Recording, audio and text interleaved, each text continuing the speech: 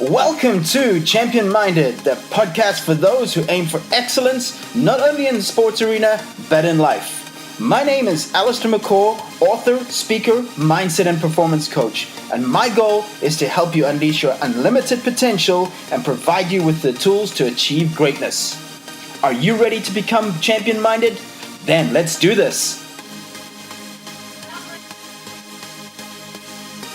Hey guys, welcome to the Champion Minded podcast, or welcome back to it. I'm Allistair McCall. Good to have you with me this week. In this week's edition of What It Takes on the Champion Minded podcast, we have Janine Van Wyk. Janine is the current South African women's national soccer captain. She is the most capped player in South Africa with now, up to this podcast, 165 caps.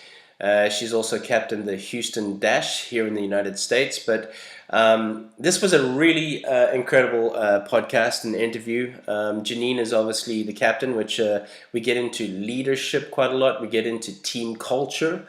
Incredibly interesting that, South Africa is a country of diversity, 11 different languages. But she also talks about how they were able to integrate a team culture of coming together. She also gives advice on youth sports, especially for parents. We talk about what makes a great coach. We talk about staying motivated and a whole lot more. But I know you guys are going to enjoy this one. I certainly did. Excuse my voice because I've had a terrible cold the last few days, but we got it done.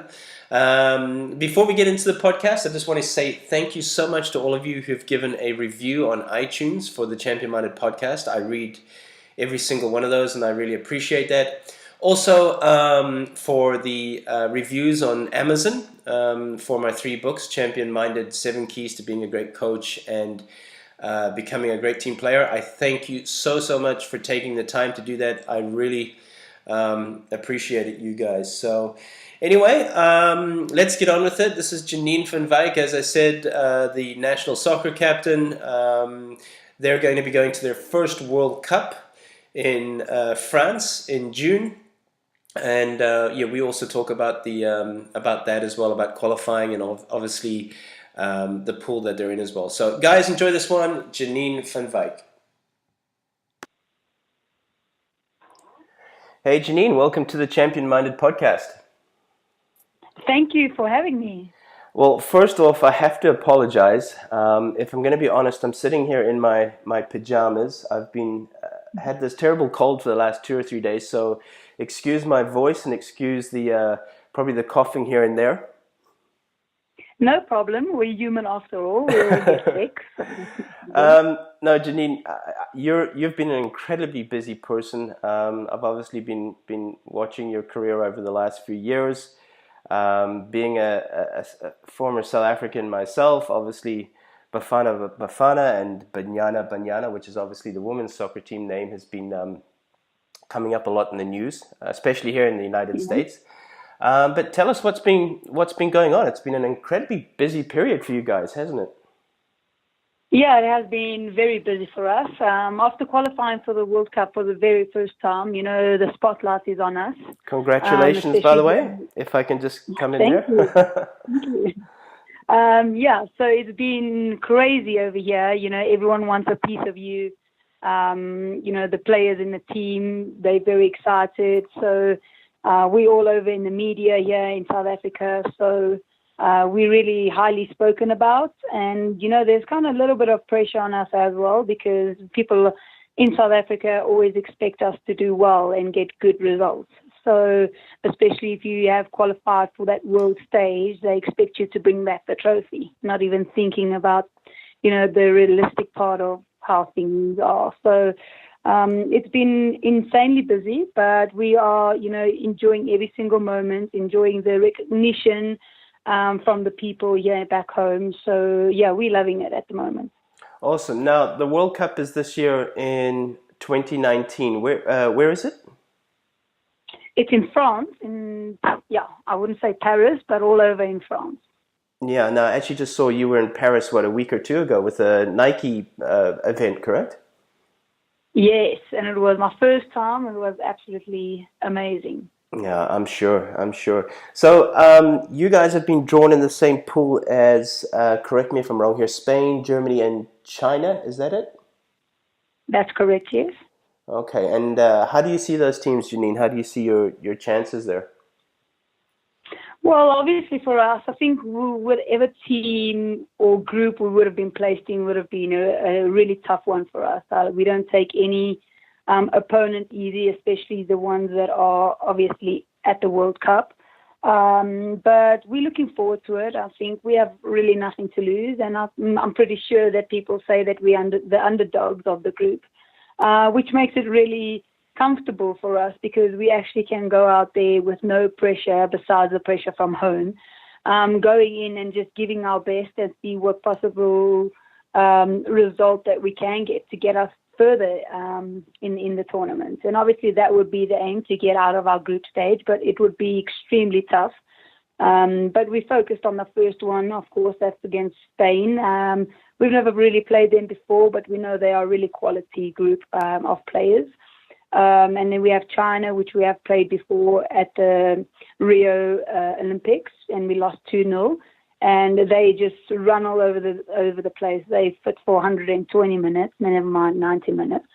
And then we have the Germans, which we all know are quality and former World Cup champions as well. So we placed in a group with highly quality teams and players. But we are extremely excited to go and test ourselves as a team, but also as individuals, where we are and how far we still have to go to really make it to the top level. Excellent. Now, Janine, let's go way back. Let's go back to your youth career when you started playing the game of soccer. Tell us a little bit about that. Did you play other sports as well, and when did you start playing soccer? Yeah, I started playing soccer from the age of 6.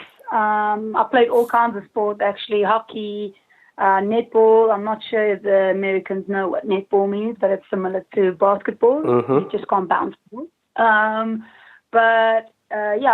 did athletics and all kinds of sports that you could think of. But soccer was my passion and my love, and I started from the young age of 6.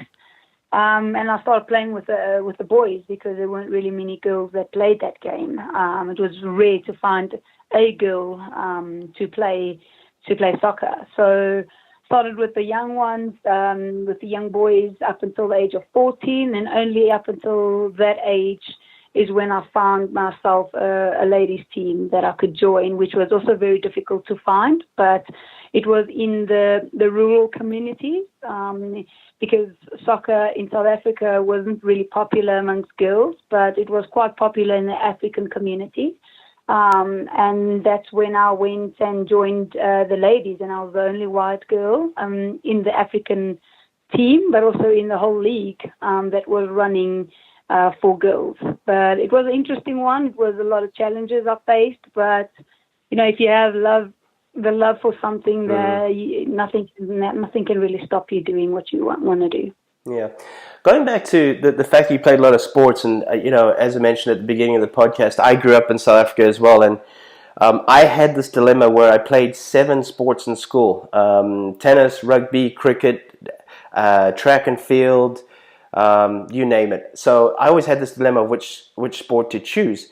How important is it for a young kid to play more than one sport? Because especially here in the United States, we see parents who want to get their kid specialized as fast as possible because I'm just going to throw out names there. Marta did it, or LeBron James did it. They started early. So how important are multi-sports?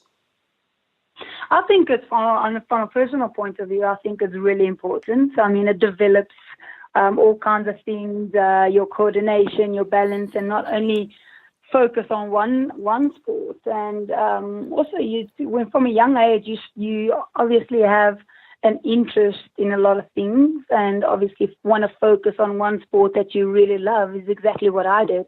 But I couldn't shy away from any other sport because I love to be outdoors. I love to connect with people. I just enjoy to have people around me, which is healthy. But having a parent too much pressure on you, focusing on one sport at a very young age, I think could be problematic, where the child will tend to actually, want to give up the sport because the pressure is too high, or you tend to get bored of the sport because that's the only thing that you are focusing on and doing, and seeing the same people and working with the same people every day. So I would say that it's really important to have multiple sports to do multiple sports when you're younger. I think it helps your coordination. It helps your connecting with people, enjoying what you're doing, keeps you out of trouble sometimes. I think that's really important. Now, you mentioned, you mentioned in there about parents and pressure. And, I actually posted something on Twitter yesterday about anxiety, in junior athletes. What advice would you give to parents? I mean, let me give you an example. A year ago, I was watching an under 14 game up in South Carolina. And I was shocked to see the behavior of some of the parents. They come there early, they bring out their cooler boxes, they flip open their chairs. And I mean, the things I was hearing from the sidelines were just at an under 14 game. I was flabbergasted. I couldn't believe it. Arguing with each other, arguing with calls, telling their kid to get up the field more, coaching. I mean, it was absurd. What advice would you give to parents of kids who play not just soccer but sports? Yeah, I mean, we face the same problems. I also went to a tournament the other day, and the boy was 11 years old. He was a goalkeeper, and he let a ball in, but it wasn't his fault. And he got shouted at after the game, telling him how bad he played, and it's his fault. His team lost, and It was terrible to see the distraught in the child's face. And that's what parents don't understand. That at that age, at even a young age, all the kids want to do is have fun and enjoy what they are doing. But if they have the pressure from their coaches, because as an athlete, a young athlete, you want to impress your coach. You're not even thinking of impressing your parents. You want to impress your coach so you can make the team, and, you can get high fives from your teammates to tell you did well. But having that pressure, knowing that your parents are out there on the sideline screaming and shouting and watching your every move, and you are bound to make mistakes, and knowing it's instills fear in that child, and it's really not easy to deal with afterwards. So I would just say to the parents that allow your kids to express themselves with freedom. Have them just enjoy what they are doing without putting pressure on them, because they will develop their own personalities. They will develop their own hard work and the quality that they put in every single day at training in their own way, without the pressure from you as a parent. And I think it's important that they just support them in every manner, even if they have a bad game or a bad training session, and just encourage more than actually putting pressure on them. Yeah, I mean, pressure is such a big thing. I mean, something I wrote about in Champion Minded, my second book, was there's two ways to look at pressure. The first way is you can look at pressure as stress, anxiety, or you can look at it as excitement. And in champion athletes, I've seen that they've had that second approach of they're excited, nerves are good. Let's talk a little bit about pressure. How can one handle pressure better, Janine? And how do you handle pressure? I mean, World Cup qualifications, you played in the Olympics, you've played at the highest stages. What would your advice be for handling pressure? Well, I think everyone has his own method and way of dealing with pressure. If you have a great support system, the people around you that are positive and motivating and encouraging, you are able to help, deal with pressure in a more positive way. But if you have that pressure of thinking that you're going to fail and not having people to talk to and encourage you and get you out of that fearless mindset, I think that's the difference. I think with me, I'm really one to step up and play the best of games when when I feel pressure on me. We are soon going to be playing US in the US soon in May. Okay. And Where's that going to be, Janine? California, I think we play at what's that big stadium? Something with a P. The Pasadena? Yes, that's where we are. That's where they play most of their games out there for the US. And sorry, what date is that, Janine? I know I'm firing questions for. No, we play on the 12th of May. My birthday! Awesome stuff. Hopefully, Really? yes. Awesome. But I think I'll actually still be in Europe then. But that would have been an awesome opportunity to see that. But anyway, sorry, carry on.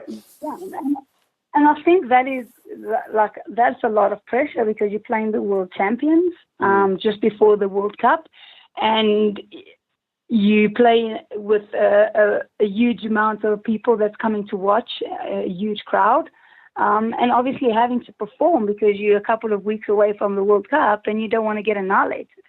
And obviously for me personally, I feel that I can handle that with pressure because I know it's such a big stage and I'm able to express myself more if I have that kind of pressure on me, because for my thinking is if I give my best, and I really can't go wrong anyway if I just set everything away. Having the fear of playing in a big crowd, having, a little bit of pressure of playing the former world champions just before the World Cup. And are we going to be ready? Are we going to concede 5 or 6 goals? Putting all that aside and just focusing on the game for 90 minutes.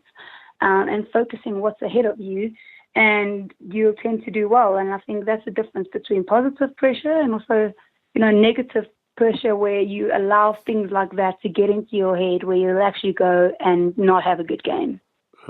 Very well put.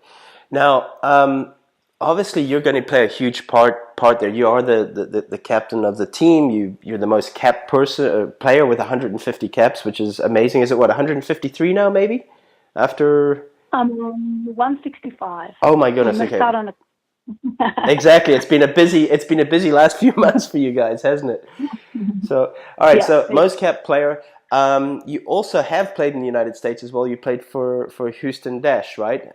So yes, you will obviously know some of the girls. You will know what it's like playing in the United States. That's obviously going to be a big help to your fellow teammates who maybe haven't experienced that. Would you say?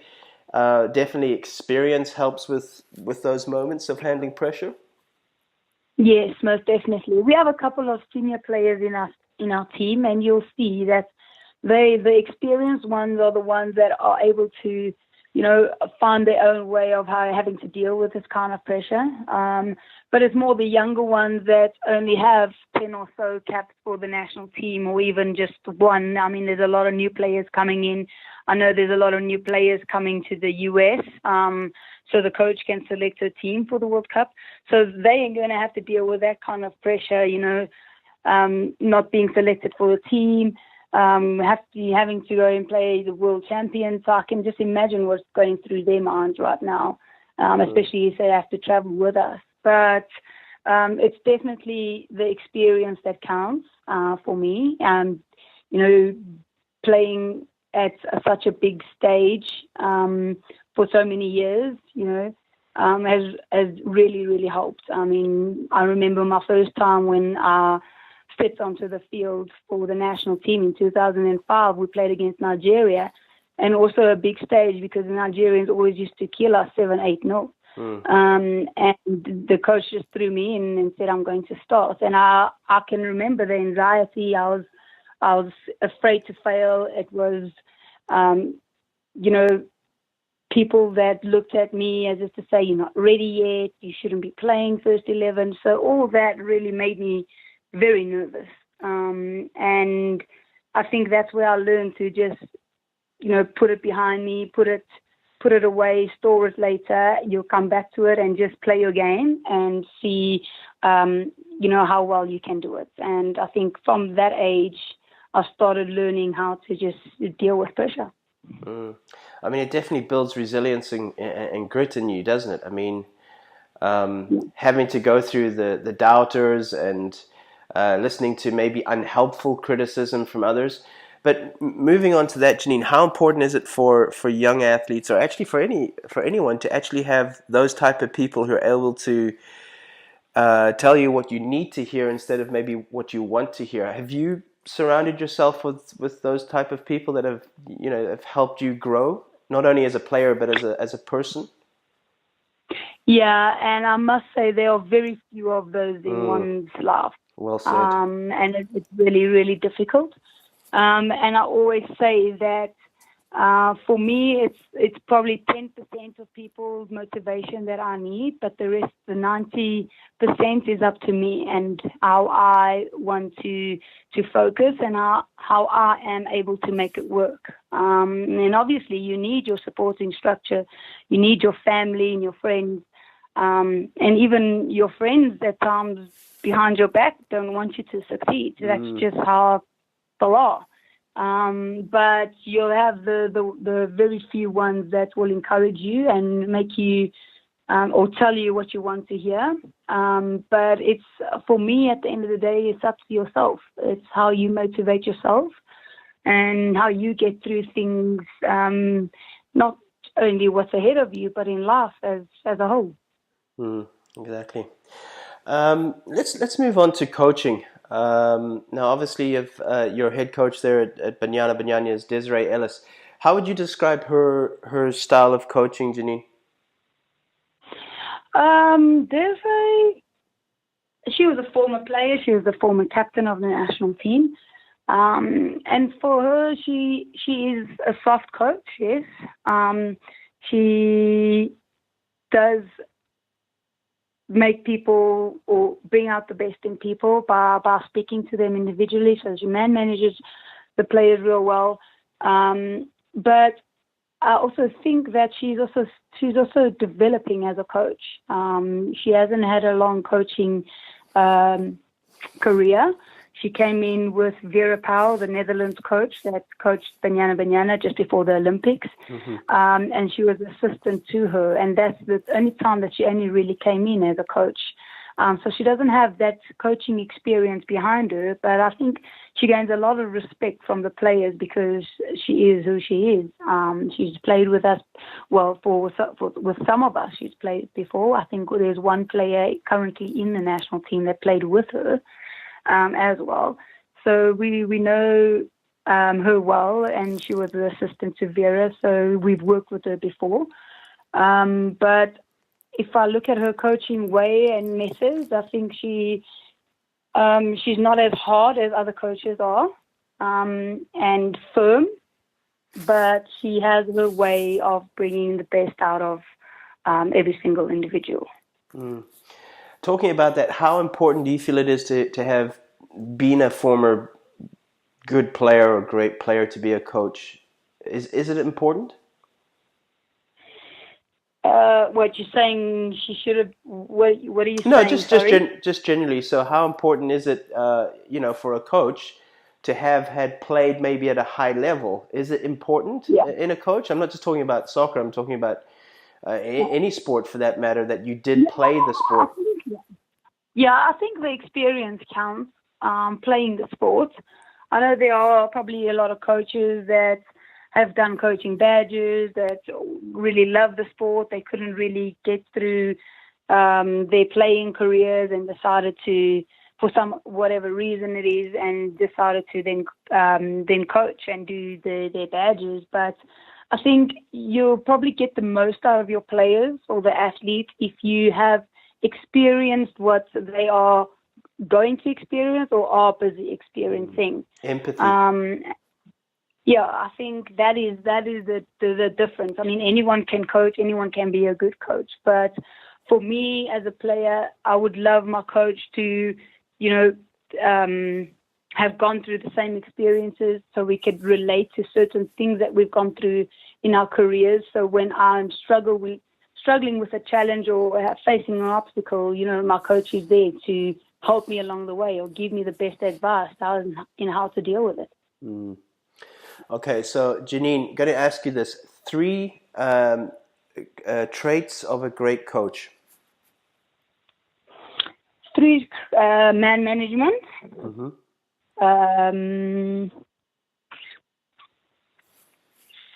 So now you put me on the spot. Wait. I would say man management. I would say, oh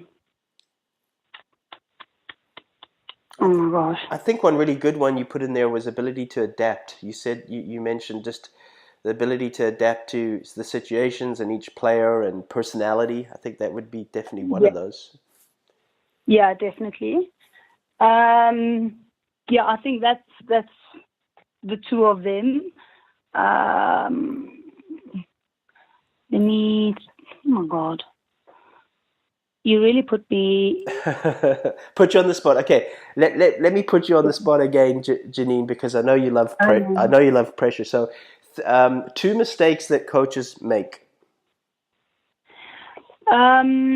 Is it getting any easier? If not, I apologize.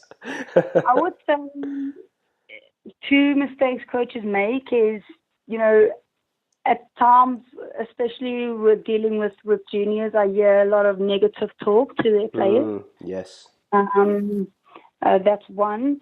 And communication for me is because also, I don't know if that goes with negative talk, but,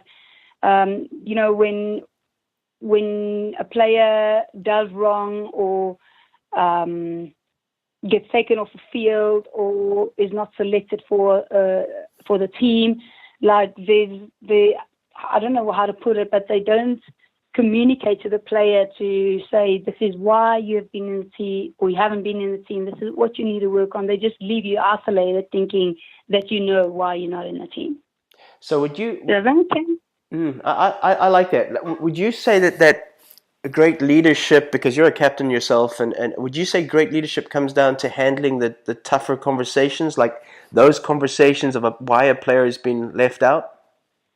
Yeah, I think that's it, and also confrontation. Mm. When you ask the coach, why was I not playing? She needs to be open and honest, and that's one other thing is honesty to the athlete, and whether it's negative or positive, it needs to be put in a way where the player or it understands in order to make it work or make it better. Mm-hmm. Staying with coaches, probably the last question on the coaching side, Janine, advice for coaches working with young female athletes and players. Is there a difference between working with young boys and young girls? Yes, there's definitely. I mean, if you're working on athletes at a pro level, they've been through that development. They know how to deal with tough situations. Whereas with youngsters, they are still busy developing their skills and their personalities and trying to get the best out of them. So you got to be a lot more patient with the younger ones, trying to express themselves. Obviously, younger ones are more energetic. They have their personalities. Sometimes they even forget about the sport that they're actually doing and want to focus on, just life in general, about their daily lives and what's happening. So, trying to get the best out of them, you need to also be positive, but also patient, and deal with the individual in a one-on-one situation if you're finding that she's struggling to cope with the session or trying to still concentrate on the session instead of, calling her out in the middle of a training session like you would for the more experienced players or the pro athletes, if you know what I mean. I think that is some amazing advice there. What about also, when I was brought up as well, especially us South Africans can sometimes be a little sarcastic in our coaching approach, which when I moved to the United States, I quickly found out that I needed to change that because sense of humor or sarcasm didn't really go down that well here. Yeah. What about that in coaches? Do you find that still something that can get in the way of effective coaching, that we tend to be sarcastic or, like you just said, they're negative? Yeah. I think, people are different. Coaches are very different. They have their own ways to get through to their players. You get a lot of sarcastic coaches. I do agree with that, especially English coaches. And you also understand the way of their personalities and stuff. But I find that when I was in the States, I also did some coaching with couple of players. And they're really sensitive to instruction, I feel. Uh-huh. Because here in South Africa, you give instruction, you're hard, you're firm, but in a positive manner. And they'll take it to be like, okay, let me do this, let me go. Whereas in the States, when I did, the same type of coaching to a player, where I was a bit firm, but it was positive words that came out like, come on, you can do this. This is not good enough. You can do even better. I know you. Your ability. I've seen you play. You can, push a little bit harder. And they would, tend to like drop their lip to the floor. And a parent would come to me afterwards and be like, "Why did you scream at my child?" And it wasn't that I was screaming. I was just trying to get through with her in a good, positive manner and to get her going, because that's how coaches are. You can't write a whole list down to a player and give it to her and say, you need to do 1, 2, 3. And you can't always sweet talk a player, especially in a high intensity session. You have to get through to her as quick as possible for her to get going again. So I think there are different coaches and the way they do things. Whereas Desiree, with our coach at the national team, she's very different to how Vera used to be. Vera used to be firm, strong, to the point, and you carry on. Whereas Desiree, she will try and explain in a nicer manner how she wants things done. So I think coaches are just different. Yeah, something. Excuse me, something that really challenged me, and still does to this day, because I've been coaching and in leadership for probably over 25 years now, but was traveling. I've coached in Russia, in Eastern Europe, United States, South Africa, Australia, all these places, and that has really challenged my ability to adapt to cultures. Eastern European, very hard, very critical, very negative. I even remember once applauding an effort by an athlete where the parent came up to me and said, "What are you doing?" And I said, "Well, what do you mean?" She said, "Well, she is supposed to do that. She doesn't need to be applauded for doing that." And wow. it really got, and this particular athlete went on to be number one in the world in her particular sport, and an Olympic silver medalist as well. So that was her upbringing and her coaching. Now, let's go back over to the United States. I would be fired within 5 minutes if I didn't applaud that. Or, well, I'm being a little bit dramatic, but you get what I mean. Yeah. If I'm not being positive every second or third sentence, I'm a negative coach here. Wow. I'm labeled as a negative coach, and I'm not knocking, of course, the American system. Being here has made me more of a positive coach, and being here has made me have to adapt my style to just what you were saying there is, hey, you're doing this great, but this can be better. And I think it's the way we have to deliver it, right? Yeah, definitely. The culture type of is very difficult. Also, when I grew up playing just with the girls, with the African girls, they were really hard. And you would get kicked because they played street soccer. So you'd get kicked to the ground, and you dared to cry, and you were asked to leave the team.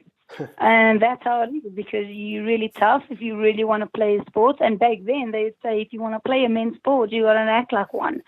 So it was really tough also. Whereas the culture with me in South Africa is, you get kicked, you run to your parents, and they sort it out for you. So it's very different, the culture-wise. And same with football. I think with us, we have 11 different languages in our country. Wow. So you can just imagine the different cultures as well within our country, and everyone coming together as a team and trying to play. And I think Vera Powell did a great job in trying to unite everyone, even despite the different cultures and different languages that we spoke. But just coming together and playing as one, If I can jump in there, because that's a very interesting one. You said like 11 different languages, different cultures. can you give us an example of how she was able to, one or two examples of how she was able to Yeah. help that culture or contribute it to coming together a little bit more? Yeah, she used to give us presentations about the different cultures. Then you get obviously a masculine culture, and you get is it a feminine Feminine? culture or something? Yeah.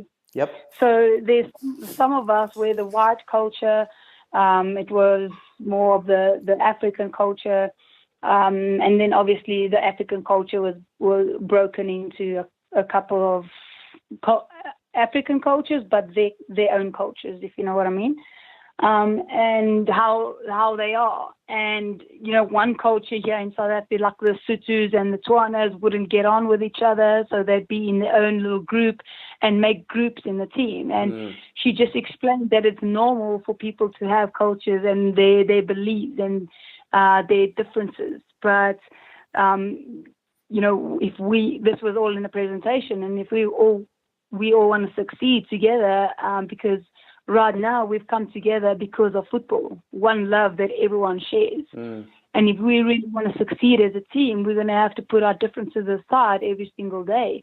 And that would obviously be a challenge for us, that she put out for us there on a daily basis, and say, well, if you guys really want to succeed in what you love to do, then this is what you have to do. You put your differences aside, because culture is one thing, yes, out of football, but when we are together, we are representing our country, which is one, not because we split up in 11 different cultures or languages, but because we are representing one nation. And that's how she kind of got through to us, and she would pair us when we doing activities at our trainings, and mix us. And I think people actually learned a lot about each other and really grown closer to each other. And I think today that really shows, because half of the group is zero coached, is still together today, and that's the core group of the national team today. And whatever coach comes in now, she doesn't have to deal with that anymore, because we have learned to really put our differences aside and work together. Yeah, no, that's powerful stuff. I mean, it really does come down to empathy, doesn't it? I mean, a great team player is really about one who understands their fellow teammates and the coaching staff and so on. So that's great advice, and that's really powerful stuff. You're obviously, as I mentioned before, the captain of the team. In your opinion, Janine, are leaders born or are they made?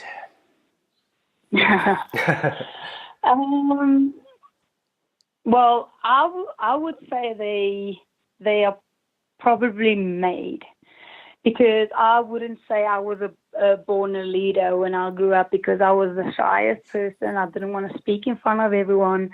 I did my job and I left and I went home. I isolated myself. I was kind of an introvert, even though I had my friends, which I could enjoy myself with. But it was only really until I made the under-20 national team where I really stepped out of my comfort zone. And you learn this by other leaders and other role models that come and speak to you about, certain things, especially about leadership. And you tend to follow that. And only, up until the national team was where I came out of my shell, started speaking to people, started mingling with people. And even to this day, even though I'm the leader, I still on camp am away from everyone when we have our free time. And that's just how I grew up to be, I guess. And it's still very much part of me. But I know when to be a leader. I know when to speak up, and I know when to, say my say, and I know when to kick people up the butt. But I learned that through my experiences and growing, up, and just obviously people see you as a leader, and you tend to just, take in that you are the leader. You are the one that needs to stand up for everyone. You are the one that needs to speak up. You are the one who needs to work extra harder because all eyes are on you. And I think you grow into becoming a leader. I don't think you are born a leader. I very much doubt that. I mean, I've had this before, especially I work with college athletes and so on, and they have designated leaders in the team.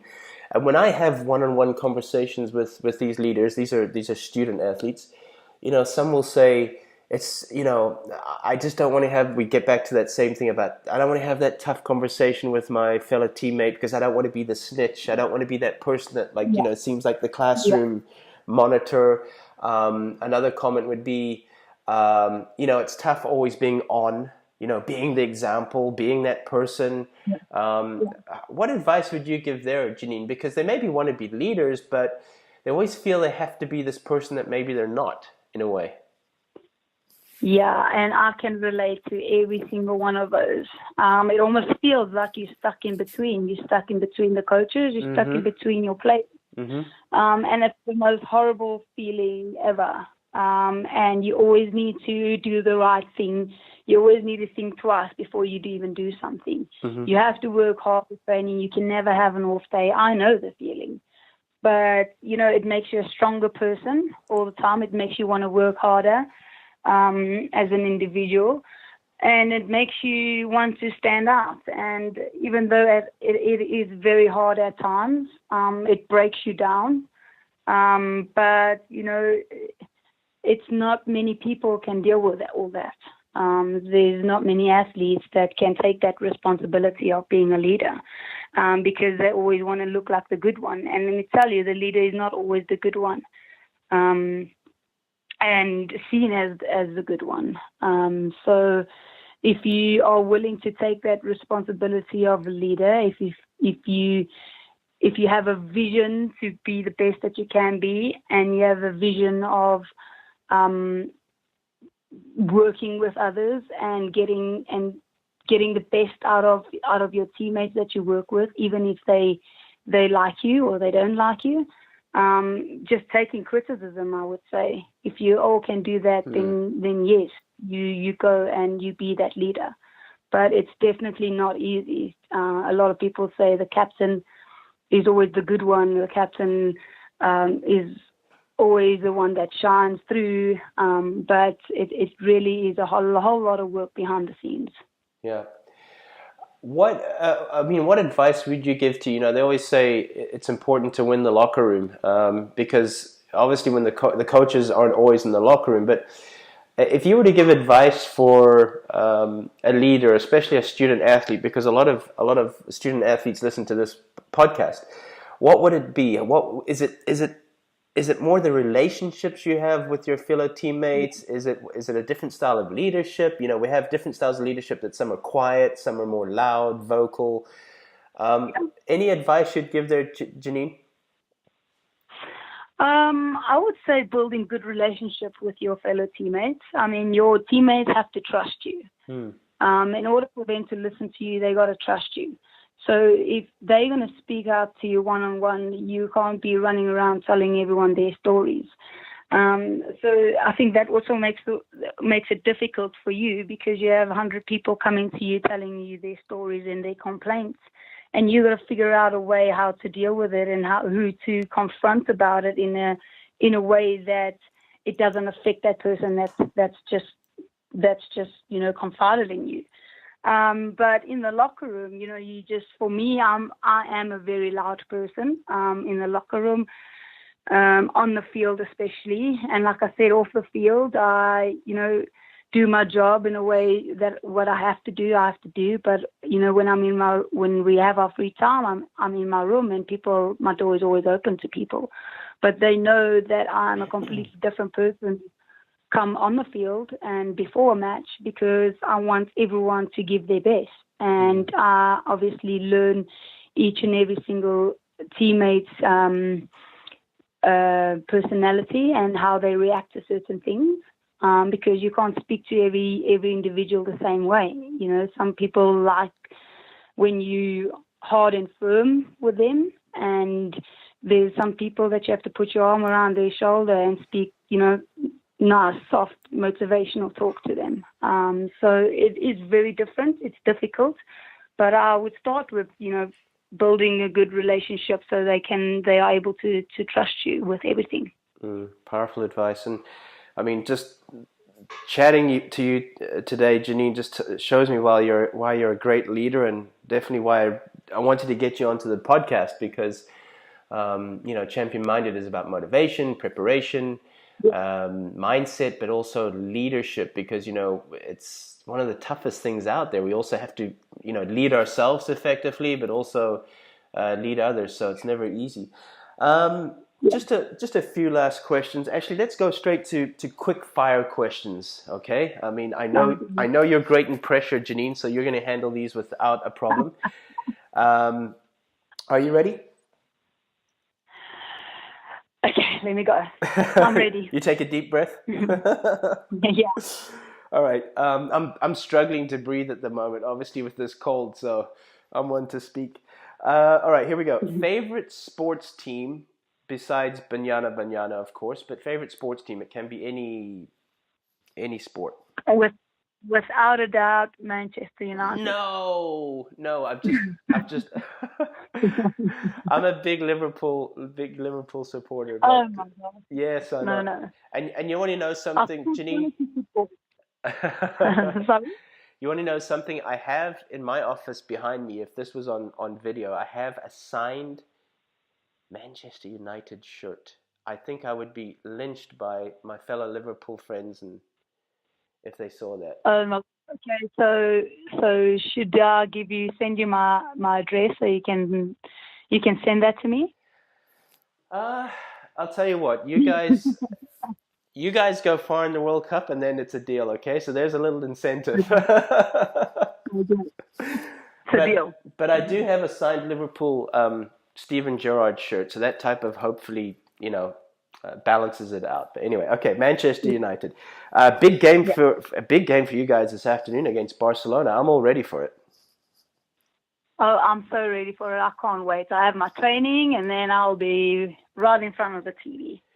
Janine, I'm one of those people, I actually want to see Man United win. I mean, I'm not one of those typical derby people that want to see another team lose, to be honest. I'm just that way of like, hey, I want an English club to go far, and even if it is Manchester United, then great. So, I mean, I honestly loved the era under Alex Ferguson. I've read all his books. I really, just an incredible history of that club as well. So there you go. Have you read the book Leading, by the way, by Alex Ferguson? Not yet, no. Got to get that book. You'll love it, Janine, especially being a Manchester United supporter. So, favorite food?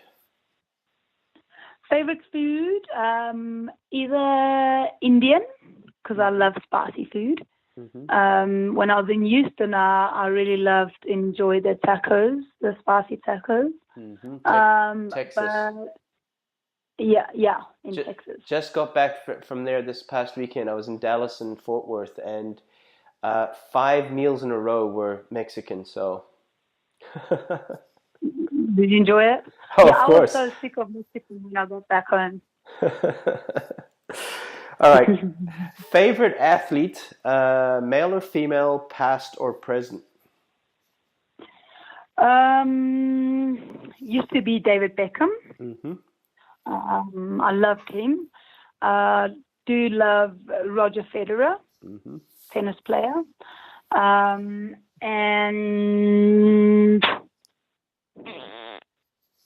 Ibrahimovic. Okay. Yep. Yeah. I love his personality. Yeah, just rock star. I was actually at LA Galaxy the day he arrived there, and it was nuts. It was crazy. Yeah, so, I can imagine.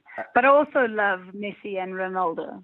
Yeah. And don't ask me who I prefer, because I'll tell you both of them. Yeah, it's like fruit, isn't it? It's like apples and pears. I mean, it's just, you can't really compare it. It's like you cannot. Like Nadal and Federer, it's like they're both great players. So let's just move on, Yeah. Favorite city visited? Favorite city visited?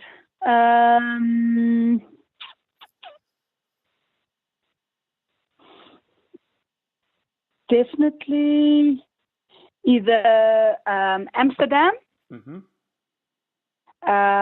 or I enjoyed Seattle, actually. Okay. Seattle's beautiful. Hmm. Yeah. Yeah. Rains a lot, but is a beautiful, beautiful city. Oh, well, it didn't really rain when we were there, so Right. it was actually beautiful. So, yeah. Yeah. Also, a very strong soccer culture there as well in Seattle. Oh, really? Mm. Am I Yeah. get which team did Dempsey play for? Clint Dempsey. Seattle, right? It was Seattle, I think. I think you did, actually, yeah. Yeah, yeah. Anyway, I think it's the Timberwolves, isn't it? Maybe I'm wrong. Maybe I'm completely getting it wrong. But anyway, Mm. favorite book. Champion-minded, Oh, Janine, Allistair McCall. you've just made up for the Man United. Let me just tell you, I don't read. Like, I hate to read. I fall asleep every time, and then I don't remember where. But when I read the Champion-minded book, like I do still read it every now and then because I didn't read the whole book. Hmm. But it's just so inspiring. Like, I love to read biographies, especially Roy Keane. I've read busy with Ibrahimovic because I jump from one to another. And the Champion Minded I carry with me every time I travel. I need it. I need the inspiration, fuel each and every single camp. So it's always in my bag. Oh well, I'm absolutely honored, Janine. Thank you so much. Whew, okay, hip hop or jazz? Oh, hip hop, definitely. Okay, that was a quick Jazz, answer. jazz is not for me. One thing on your bucket list that you'd love to do? Skydiving, Okay, not for but me. I'm too afraid, so I don't know if I'll ever do that. But I want to do it. Tea, coffee, or protein shake? Definitely coffee. Black coffee, no sugar. That's my everyday to go. There you 6 go. cups a day. More. All right, here's a really, really tough one. Are you ready for this one? Yeah. Biltong or beef jerky? Oh my God. Do I even have to even say anything? No contest, right? Oh my goodness. Definitely biltong by far. Beef jerky, I don't know what that is, I but know, right? yeah. I struggle with it here. I tried to get into it. Um, For all those out there who don't know, biltong is a South African form of beef jerky, but it's 10 times better. So, uh, 100 times. I remember when I ordered biltong online in the States for the American family that really took well care of me. They stopped buying beef jerky, and they till this day buy biltong online. yeah, Because there's just no comparison at all. When you taste it, it's amazing. yeah. You You'll know never what? go.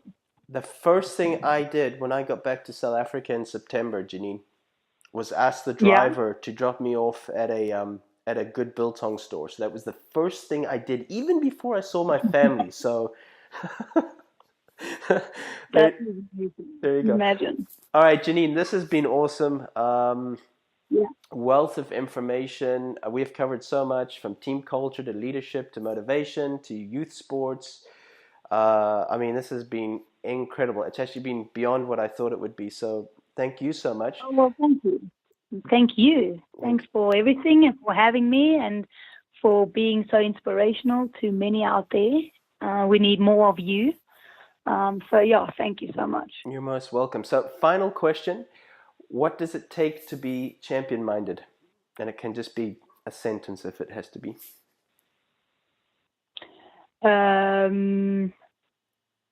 I think to be champion-minded for me depends on your attitude and how you look at things. If you have a positive attitude, even in a negative situation, you'll get very far. I think it's all about attitude. Perfect. What a way to finish the podcast.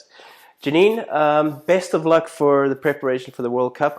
I'm definitely going to be supporting Banyana, and we wish you all the best. Thank you so much. Thanks for everything, and I really appreciate it.